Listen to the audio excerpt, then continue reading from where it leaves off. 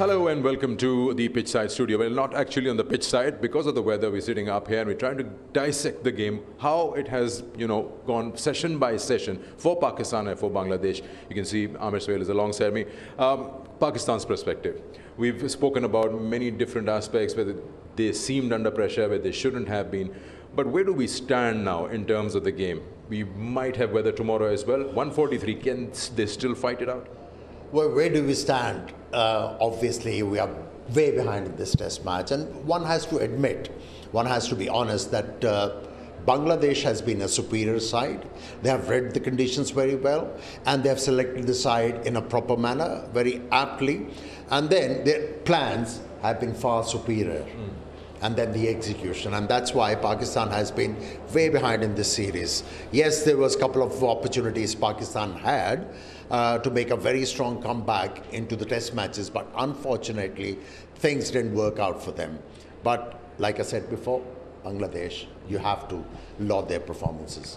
Now, we discussed this in the morning. The test match is a format which allows a team to come back, to make a comeback, and Bangladesh did. Now, when the game started yesterday, just in the later part, Pakistan were 12 runs ahead. So you can just say it was a one-day each side game.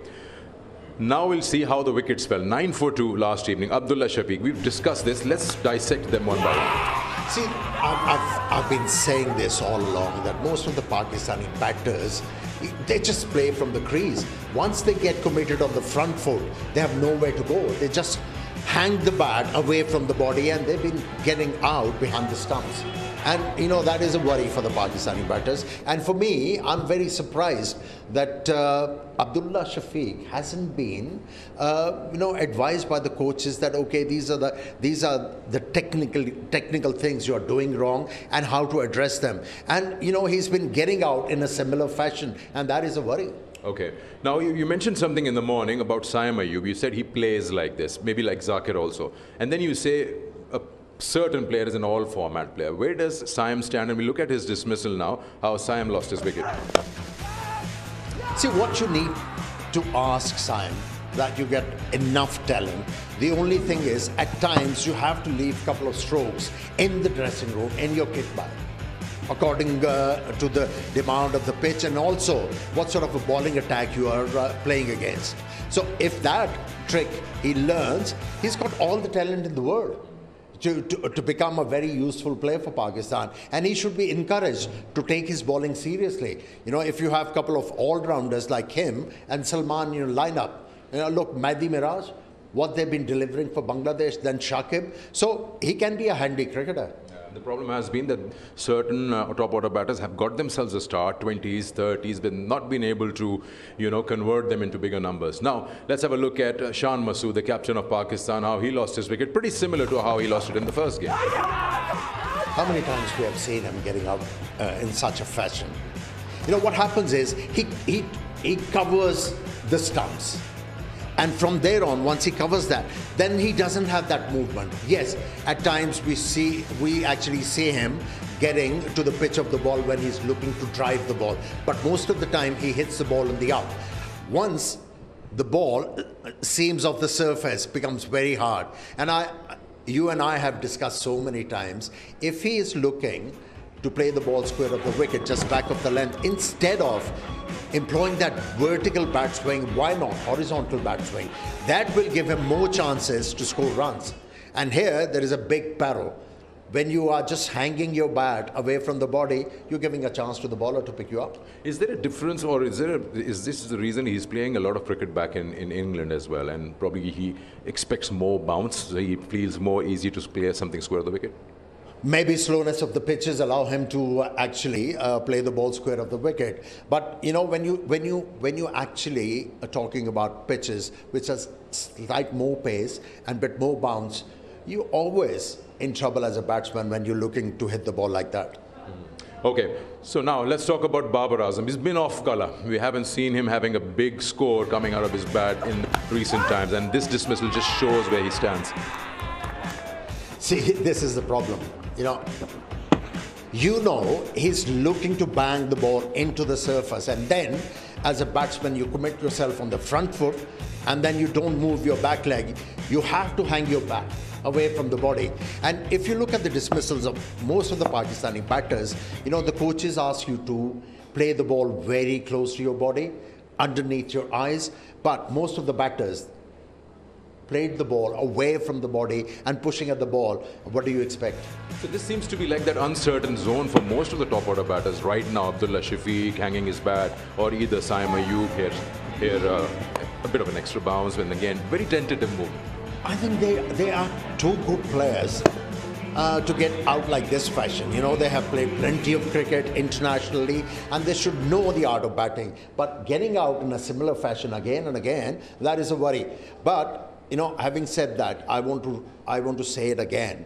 When you ask the coaches who actually train the bowlers, they'll ask the bowlers to bring the batters on the front foot. That's where the batters are more vulnerable and bowlers have more chances to pick up wickets. What a batsman need to do? Yeah. Do not commit on the front foot. Do not commit on the front foot. Try and play everything off the back foot. And if must, only the ball which are bending back, then you get forward and block the ball. Otherwise, you're always giving a chance to the bowlers to pick you up. This is the worry with the Pakistan cricket. When you see the young batters, everybody is committing themselves on the front foot. On the front foot. Now, when you talk about committing yourself on the front foot, there's a prolific scorer for Pakistan in that middle order. He's been doing well. In fact, in this series itself, first innings, he scored a big number. But here, he seems to be caught in the crease.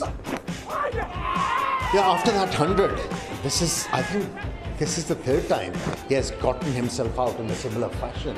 Yes, he got stumped. Yes, apart from that, whenever a faster bowler gets him out in such fashion. This is not the first time I've seen him getting out like this. So again, if you look at the feet movement, it's not there. Playing from the crease, just hanging the bat away from the body. I remember one thing you said in the morning that, the bowlers wait for the batters to make a mistake. And you ball by ball as a batter, concentrating on everything.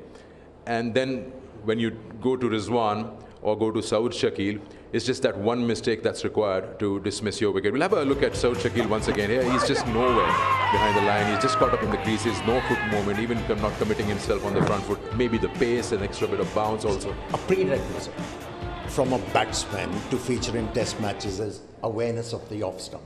Have you seen that? Now, slight lapse in concentration. He was looking so good, the next batter, Rizwan. And that one mistake cost him the wicket. He was livid with himself. Have a look at that. But you have to give credit to the bowler on that occasion. He was bowling him wicket to wicket, wicket to wicket, and he didn't have any fielder at the covers. He actually sucked him into playing that stroke. And that's where, as a bowler, you have a chance to pick up wickets. When you lurk around that line, off stump or on about, and if you get the ball to move away, you have a chance, and that's what he did. And mind you, that was almost the 40th over when the ball is moving sideways. So yeah, it takes some skill. Now, we'll take a short break. When we come back, we'll talk more on this, of course, test match and where is Bangladesh in this game.